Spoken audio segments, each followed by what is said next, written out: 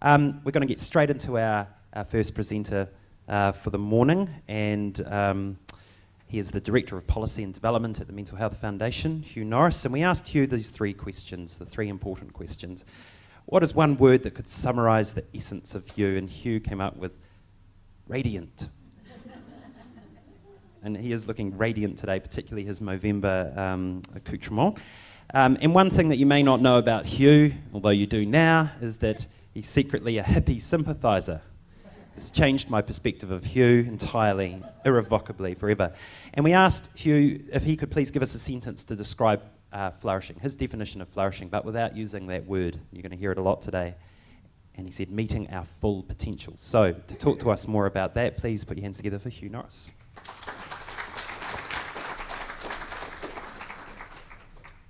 Kia ora koutou.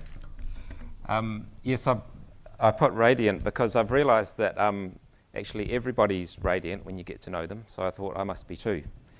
And yes, I do think the 60s were a great time, hence the hippie thing. Yes, and I was going to apologise for the mo, but it's for a good cause.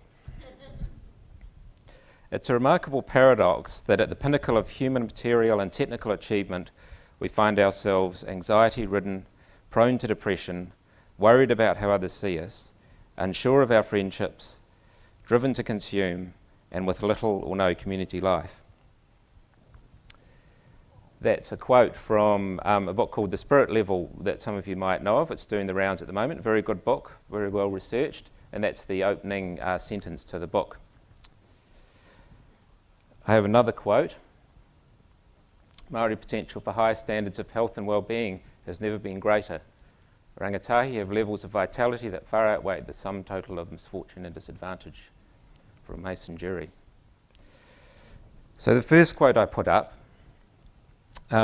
is a very common state from the research in that book in the so-called advanced Western countries of the world, the affluent societies. What some have termed affluenza. The second slide and quote gives us a hint of the potential to flourish and to thrive.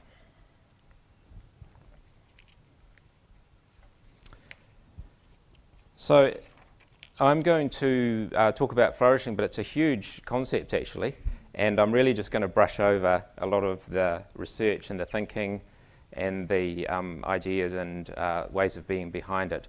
Won't really do it justice in this short time, but if you're interested in more of the research and ideas, I'll be around later and we can hopefully have a continuing dialogue with you anyway after today. So at the Mental Health Foundation, we're interested in looking at the whole of our lovely little country and promoting changes that benefit and are equitable for all. And there's two things we want to do in promoting mental health across the whole population. The first is to create a demand for a more mentally healthy society. And the second, in response to that demand, once it's out there, to facilitate dialogue and provide information and creative ideas and actions on how that demand can be met. So we want to create a demand and then work out ways to meet that demand, along with all of you. So why do we need to create this demand? Well, we think that if the demand out there is in the public, that's far more powerful than just the Mental Health Foundation or even the people in this room can, we can come up with all the great ideas about why we should be more mentally healthy, but it's going to be more powerful if we can get real interest in the whole population. As Judy said, if we can have a mental health revolution so that we actually have everybody out there on the street or wherever demanding that they want a more mentally healthy society. Even if we had as much interest as the Rugby World Cup, that would be fantastic. And having this mass interest in things is a great way to affect public policy these days. So how would we create a demand for for better mental health. So, and why is this going to be relevant to the general public? Well, mental health is currently relevant to people, obviously, but usually it's only, what we've noticed, it's only really on the problem side of things. There's a general view reinforced in our culture that mental health is actually associated with problems all of the time, and that's really pretty much all it is. We have pretty much a focus that's very much about individual problematic experiences, illness, with a medical focus generally. So our mental health services are really mental illness management services. The Mental Health Act is all about the law and when people are very unwell. Our mental health surveys measure illnesses that people have, nothing about the health.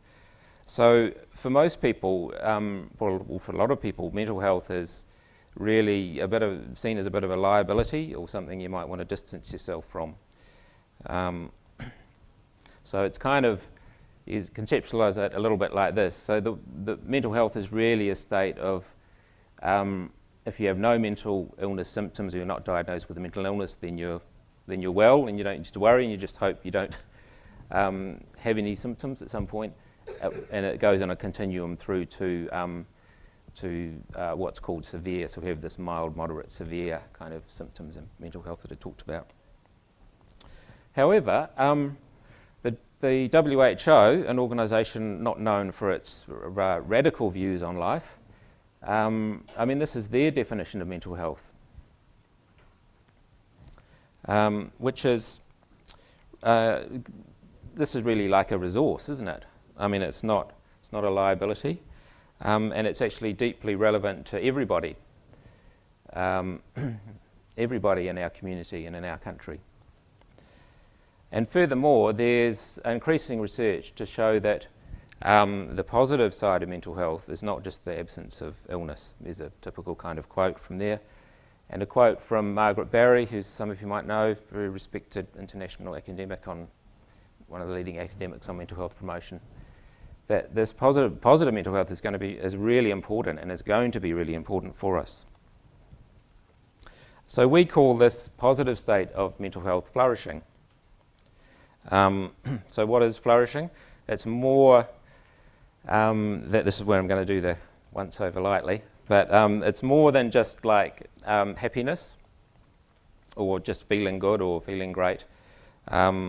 It's to do with our natural positive tendency of the human spirit to thrive, and it relates to our personal and interpersonal deep well-being. We think that the outcomes of whānau ora flourishing type concepts. So it's great we've got that kind of becoming enshrined in our national policy, and there's a particular kind of flourishing which is going to be unique to Aotearoa. But more international definitions that have been used in some big epidemiological studies in Europe and North America is that flourishing tends to have these core features here. So it does include having positive emotions or positive management of emotions, but it's much deeper than that. It's also, more importantly, it's about being engaged with life and with other people in positive ways, and really important to have meaning and purpose in life contributes to flourishing. And as you know, as we'll be aware, there's quite a bit of that lacking in our communities sometimes. So it's quite a deep state. It's not just about feeling good, and these other elements to it as well. So there's different definitions, but they tend to be similar to this in the research.